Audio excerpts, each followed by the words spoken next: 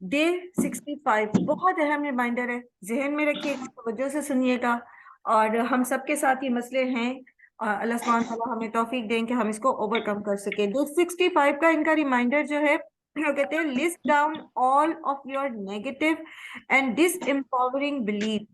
एक लिस्ट तैयार कर लें, एक लिस्ट बना लें उन तमाम जज्बात की जो आपको डीमोटिवेट करते हैं, जो आपकी कुव्वत को कम करते हैं, and challenge their validity one by collecting the data and stories going against these believes. तो आप अपनी इन बिलीव्स को, कल भी हमने जो रिमाइंडर पढ़ा था ना, वो यही था ना कि तमाम जो बिलीफ हैं हमारे, वो जरूरी नहीं होता कि वो ठीक भी हो। उनमें से कुछ आपको एम्पावर करने वाले होते हैं, तो कुछ आपकी कुव्वत को कम करने वाले होते हैं, आपकी मोटिवेशन को कम करने वाले होते हैं।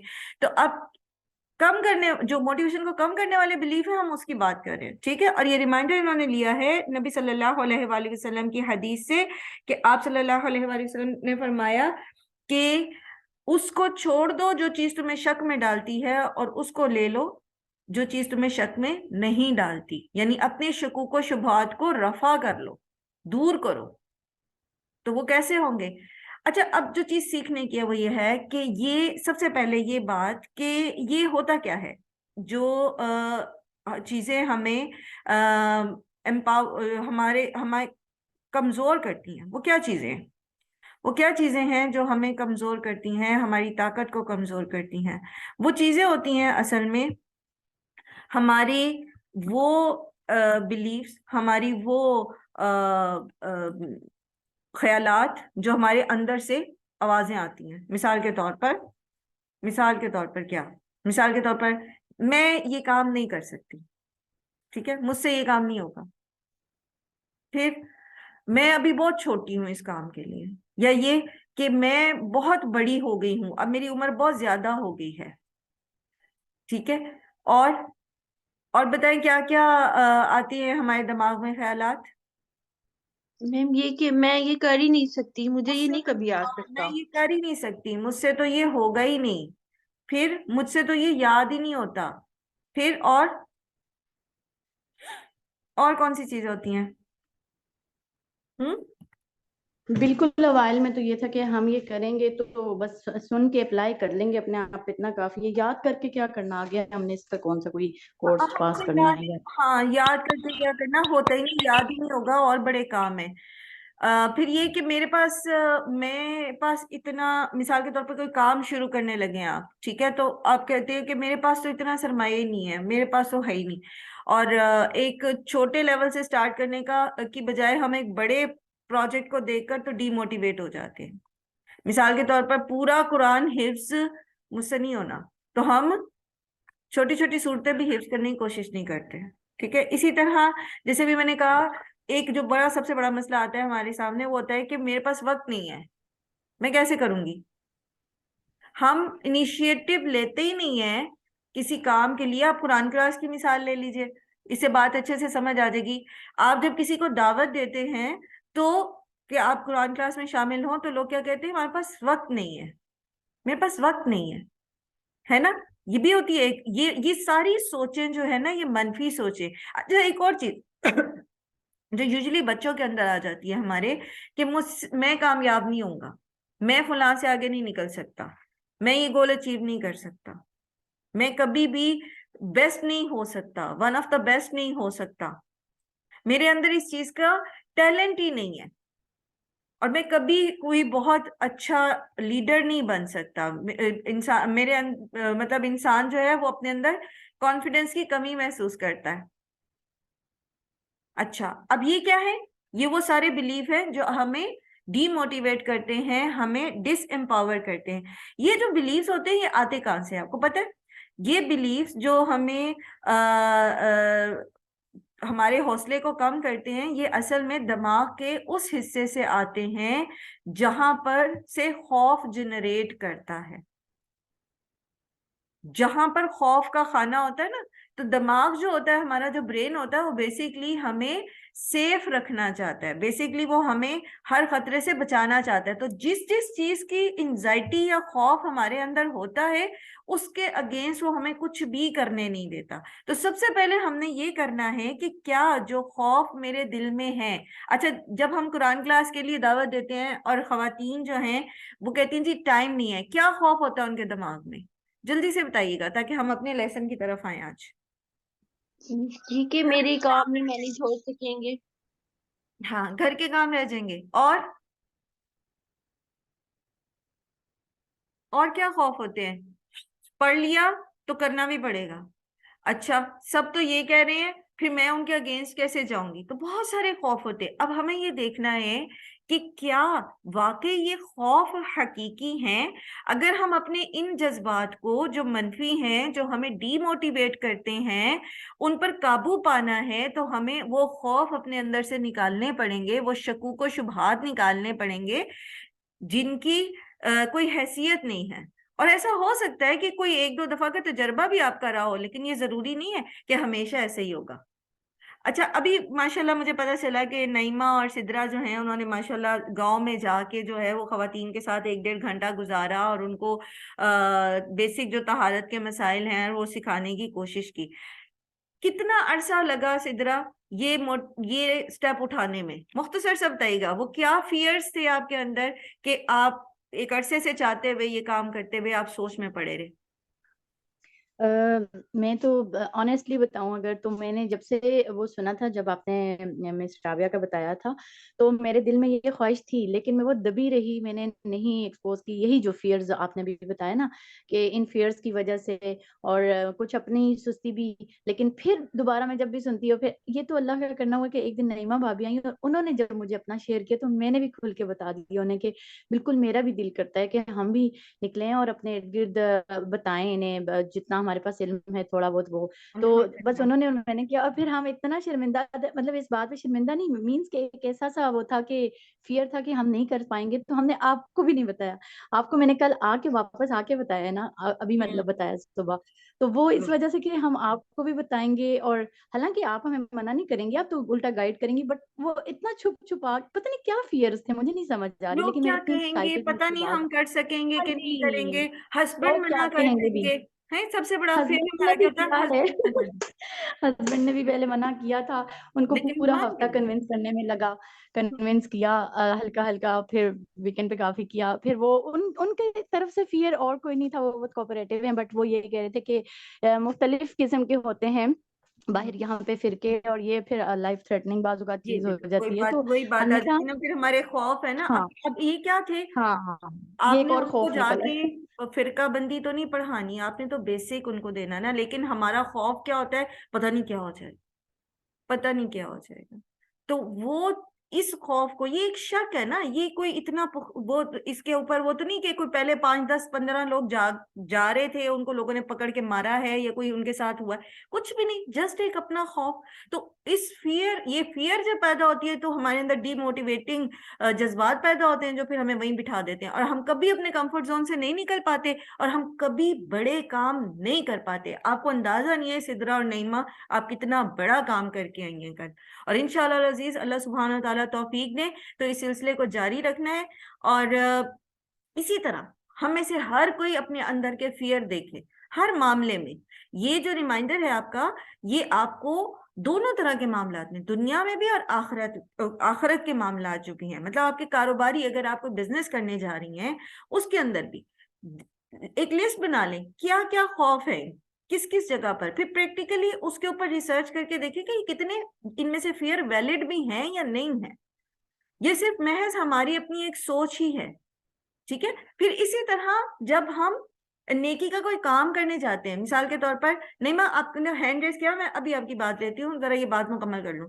नेकी का हम कोई काम करना चाहते हैं, मिसाल के तौर पर सिला रहमी करना चाहते हैं, हमारे कोई अजीज हैं जो हमसे नाराज हैं। अब हमने कुरान पढ़ा और हमें पता चला कि सिला रहमी क्या, कितनी अहमियत है, और कता रहमी करने वाला तो जन्नत में जा ही नहीं सकता।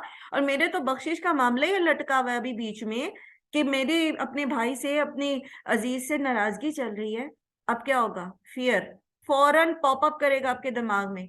तुमने अगर फोन किया ना तो उसने आगे से बेइज्जती कर देनी है तुम्हारी, और तुमने अगर फोन किया या तुम अगर गई तो उसने पकड़ के हाथ में घर से बाहर निकाल। तो ये फौरन फियर जो है ना, जो हमारे, अब हमारा ब्रेन चाहता है कि हमें तकलीफ ना पहुंचे, और हमारा हमारा खौफ ये है कि कोई मेरी इंसल्ट ना कर दे, तो वो फियर हमें डीमोटिवेट करेगा कि रहने दो।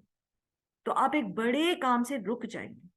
क्या हो जाएगा ज्यादा से ज्यादा, फर्ज करें क्या हो जाएगा अगर आप अपने, आपका भाई या भावज या कोई भी रिश्तेदार नाराज है, और आपने पढ़ा कि सिला रहमी ये है कि आप उसके साथ अच्छा करें जो आपके साथ बुरा करता है। अच्छा, अब आप कोई तोहफा ले लें, आप पहुंच जाए वहां पर, क्या होगा ज्यादा से ज्यादा? आपका हाथ पकड़ के घर के बाहर निकाल देंगे, आप गालम गलौज करेंगे, इससे ज्यादा क्या करेंगे? कत्ल तो नहीं कर देंगे ना। तो अल्लाह की राह में अगर हम दो गालियां भी नहीं सुन सकते और उस खौफ का शिकार हैं, तो फिर अभी हम मतलब अभी बहुत नीचे हैं, अभी बहुत नीचे हैं ईमान के दर्जे में। तो ये फियर अपने कंट्रोल करने पड़ेंगे हमें, अपने खौफ के ऊपर जो है वो कंट्रोल करना पड़ेगा इंशाल्लाह। और अल्लाह की मदद से ये होगा, अल्लाह से मदद मांगे, अल्लाह ही के हाथ में हमारे दिल हैं, और दिल ही में ये सारे जज्बात जो हैं ये पैदा होते हैं। और फिर जैसे ही आपके अंदर से ये खौफ निकल जाएंगे तो आपके अंदर मोटिवेशन आएगी, आप खुद भी मोटिवेटेड रहेंगे, और आपके इर्द गिर्द भी लोगों तक इंशाल्लाह पॉजिटिव वाइब्स जाएंगी। फिर आप देखिएगा कि वो खैर कैसे फैलेगी आपके इर्द गिर्द इंशाल्लाह। जी नईमा, जल्दी से। जी मैम, ये तो बहुत कुछ करने वाला, लेकिन मैं मुख्तसर ये बताऊंगी कि हमारे दिल में ये बहुत ज्यादा खौफ था कि हम वहां जाके इतने लोगों में बोलेंगे कैसे। मेरी तो लिटरली हम्म। आवाज काम से आती है ज्यादा बोलते वक्त, इस तरह किसी के साथ बात करते वक्त। तो अल्हम्दुलिल्लाह मैं कहती हूँ अल्लाह ताला ने हमें ये तौफीक दी कि हमने बोलना क्या है, और ना हमारी आवाज वहां कप कपाई, और ना हमें लोगों से कोई डर लगा, बल्कि इतने फ्रेंडली वो लोग, और वो इतने खुश हुए और कहते आइंदा भी आप लोगों ने आना है, हमें सिखाते रहना है। और इससे इंशाल्लाह। हमें बहुत ज्यादा मोटिवेशन मिली है कि अल्हम्दुलिल्लाह हम दोबारा जरूर जाएंगे, क्योंकि अल्लाह अल्हम्दुलिल्लाह। ताला ने हमारे लिए ये एक रास्ता खोल दिया है। बहुत अरसे से ख्वाहिश थी, लेकिन हम इसको कर नहीं पा रहे थे। अल्हम्दुलिल्लाह, अल्हम्दुलिल्लाह, अल्लाह सुब्हानहू व तआला इसी तरह जो है वो नेकी के दरवाजे खोलते रहते हैं। और आप सबको, नईमा और सिद्रा और राबिया जिनका जिक्र मैंने आपसे किया था, वीडियो भी आपको दिखाई थी, इसी तरह अल्हम्दुलिल्लाह यहाँ एक और साथी हैं मेरी, उनका नाम है नीलोफर। उन्होंने भी 2-3 गांव जो हमारे इलाके के करीब हैं उसकी जिम्मेदारी ली है, वो वहां जाएंगी, वीकली क्लासेस वहां पर अरेंज करेंगे। सुभान अल्लाह, परसों उन्होंने संडे वाले दिन उन्होंने अपने पास दर्स भी अरेंज किया हुआ था, और वहां पे कुछ खवातीन को गांव से उन्होंने बुलाया भी हुआ था। तो आप में से भी जिनके इर्द गिर्द गांव के लोग हैं, जो खुद गांव में रहते हैं, उन तक अल्लाह का पैगाम पहुंचाएं, उनके लेवल पर। क्योंकि जो जिन लोगों के साथ आप रह रहे हैं, जिनके कल्चर से आप आगाह हैं, आप अपने अल्फाज में उन्हें जितना बेहतरीन तरीके से बता सकते हैं, कोई दूसरा बाहर से आके नहीं बता सकता। उसके उसके अल्फाज, अब मैं अगर पढ़ाने जाऊं, इंशाल्लाह अल्हम्दुलिल्लाह अभी इंशाल्लाह एक गांव की जिम्मेदारी मैंने भी ली है, लेकिन यहाँ पर जो लोग हैं वो पोठोहारी जुबान बोलते हैं। हरी, अब मुझे नहीं पता एग्जैक्ट वो लहजा क्या है, और मेरी जुबान जो है वो उर्दू है लाहौर की। हो सकता है बहुत सारे अल्फाज मैं बोलूं उनको समझ ही ना आए। तो जो बीच में से जो सीखता है, जो वो आगे अपने इलाके में जाके पहुंचा। और सूरह तौबा में हमें अल्लाह सुब्हानहू व तआला ने ये तरीका सिखाया है कि जरूरी नहीं है कि सारे के सारे वहां पर मदीना में पहुंचे और दीन सीखे। हर जगह से कुछ लोग आए, सीखें और जाके अपनी जगहों पर सिखाएं। तो आप सब के लिए इतनी जबरदस्त मोटिवेशन है नईमा और सिद्रा की तरफ से भी, और बाकी अफराद की तरफ से भी, कि आप अपने इर्द गिर्द देखें। आपकी अगर मेड करीब के किसी इलाके से आती है, किसी बस्ती से आती है, ना करें ज्यादा, महीने में एक दिन, 15 दिन में एक दिन, आधे घंटे के लिए जाके उनको कलिमा सिखाएं, उनको नमाज पढ़नी सिखाएं। नमाज के जो तलफ्फुज है, सूरत फातिहा, सूरत इखलास, बिस्मिल्लाह पढ़ना, तहारत के मसाइल, ये बेसिक चीजें भी पता है लोगों को नहीं मालूम, और वो हमारे इर्द गिर्द है। तो कल को अल्लाह ताला ने हमसे पूछ लिया कि तुम सिर्फ अपने घर में सोफे पे बैठ के ही कुरान पढ़ने पढ़ाने का काम करती रही, या तुमने देखा भी कि कहाँ तक बात नहीं पहुंची और तुम्हारी जिम्मेदारी थी पहुंचानी। तो इंशाअल्लाह अज़ीज मैं आप सब के चेहरों में इस वक्त आइंदा के उस्ताद देख रही हूँ। आप सब ने इंशाअल्लाह अज़ीज आगे सिखाना है और हमारे साथ रहना है। और उम्मे मूसा कहती हैं कि नमाज का तर्जुमा भी सिखाना चाहिए। जी बिल्कुल सिखाना चाहिए, और बजाय इसके कि किसी ऐसे इलाके में जाकर आप उनको पेज पकड़ा दें कि जी आप पढ़ें और याद करें, उनकी जुबान में मफहूम भी आप समझा दें ना, कि आप नमाज में क्या पढ़ें। आप सूरत फातिहा का फलसफा ही उन्हें समझा दें, सिराते मुस्तकीम उनको उनके अल्फाज में समझा दें, तो वो ज्यादा बेहतर तरीके से इफेक्ट करेगा। लेकिन स्लोली एंड स्टेडीली, ये नहीं कि एक दफा गुबार उठा, वो एक जोश उठा और एक काम कर लिया और फिर बीच में छोड़ दिया। और सबसे बड़ी जिम्मेदारी आपके ऊपर ये भी आयद होगी जब हम निकलेंगे दूसरों तक जाएंगे, वो ये कि वो के अंदर जो है ना वो इस्लाम ढूंढेंगे। तो अपना इखलाक और किरदार, अपना लिबास और अपनी जो तर्ज अमल है, जो इखलाक है, उनको वैसा ही बनाना है जैसा अल्लाह सुब्हानहू व तआला को पसंद है। इंशाल्लाह आमीन। चलें, जज़ाकल्लाह खैर। बहुत ही जबरदस्त। फरवा ने हैंड रेस किया। फरवा, मुख्तसर सी बात बेटा, फिर इंशाल्लाह हम अपने लेसन की तरफ आते हैं। जी जी मैम। मैम मैं बताना चाह रही थी, मैंने भी यहाँ पे मतलब मैं पास में गई थी, तो जिस तरह ये सोबिया जो है, ये सोबिया नसीर, ये भी मुझे वहाँ पे मदीना में मिली थी, और साथ में उनके एक और थी सादिया। आप तो इन फरवा दोनों को माइक मैंने वो हैंड फ्री यूज कर रहे हैं? आपकी ना आवाज में जी जी। गूंज है, मुझे अब समझ ठीक है? नहीं आ रही। आवाज में एक एको आ रही है, मुझे आपकी आवाज की समझ नहीं आ रही। अब अब अब ठीक। सही है। जी अब बेहतर है जी, हाँ अब अल्हम्दुलिल्लाह। जी जी। जी जी मैम, मैं बता रही हूँ कि मैं ये सोबिया नसीर और इनके साथ एक और भी थी सादिया, इनको मदीना में मिली थी। और मैंने इनको बोला था कि इस तरह मैं ना क्लास ज्वाइन मैंने की हुई है, तो आप भी करें।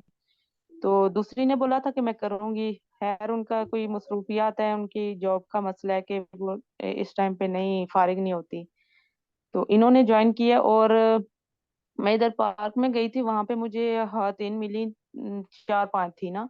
तो उनमें से दो ने कहा कि हम लोग तो ऑलरेडी, एक ने बोला कि मैंने कर लिया हुआ है मतलब ये कोर्स, और दूसरी कह रही थी कि मैं कर रही हूँ, मैंने ज्वाइन किया हुआ है। और दो और थी, उन्होंने बोला, मुझे कहती हैं कि उनके पास जाएं, वो इंशाल्लाह जरूर आपकी बात मानेंगी।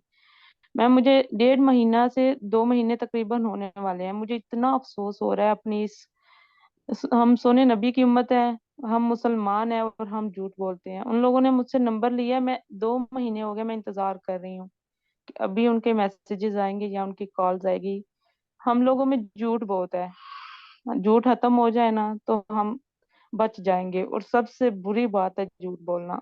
बिल्कुल सबसे बुरी बात है झूठ बोलना, लेकिन बदगुमानी भी नहीं करनी चाहिए। ठीक है, हमें अच्छा जी गुमान जी रखना मैम। चाहिए दूसरों के बारे में, जी और अल्लाह से दुआ करनी चाहिए। अगर हमें बज़ाहिर नजर भी आ रहा है ना कि एक शख्स बुरा काम कर रहा है, और हम उसको बताना चाह रहे हैं या बता भी रहे हैं कि ये सही नहीं है, तो भी हमें उसके लिए खैर ख्वाही करनी चाहिए, उससे अच्छा गुमान रखना चाहिए, और तावन अलल बिर करना चाहिए, और अल्लाह से बहुत सारी दुआएं करनी चाहिए कि अल्लाह ताला जो खैर, जो इत्मीनान, जो सुकून मेरे दिल में उतरा है, इनके दिल में भी उतर जाए। सुभान अल्लाह। क्योंकि आप जब अल्लाह के नबी सल्लल्लाहु अलैहि वसल्लम के उम्मती है ना, तो अल्लाह के रसूल सल्लल्लाहु अलैहि वसल्लम जो हैं, वो भी हमेशा दूसरों की खैर ख्वाही करते थे, और इतना तड़पते थे खैर ख्वाही में कि अल्लाह ताला ने फरमाया कि फलअल्लका बाखिउन नफ्सका अल्ला युमिनूना बिहादिल हदीस असफा, कि ये आप तो अपनी नफ्स को, अपनी जान को हलाक ही कर डालेंगे इनके पीछे, कि ये कुरान पर ईमान नहीं लाते। तो ये खैर ख्वाही हमारे अंदर होनी चाहिए, लेकिन हमें बदगुमानी से बचना है और दूसरों के लिए रास्ते हमवार करने हैं इंशाल्लाह, कि वो अल्लाह की किताब पढ़ें और सुनें और उस पर अमल करें, ताकि हमारे लिए भी जी सच्चा चाहिए हो इंशाल्लाह। जी मैम, मैं दुआ बहुत ज्यादा उनके लिए करती हूँ कि शायद वो रिप्लाई करें। एक दफा फिर जाऊंगी वहां पे पार्क में, मैं बिल्कुल गई जरूर हूँ लेकिन जाइए, मुझे वो। दावत देते रहिए। देखिए फरवा, एक बात याद रखिए, मैंने कल भी आपसे बात की थी ना आप लोगों से, कि 23 साल का अरसा लगा था बाज लोगों को इस्लाम को कबूल करने में।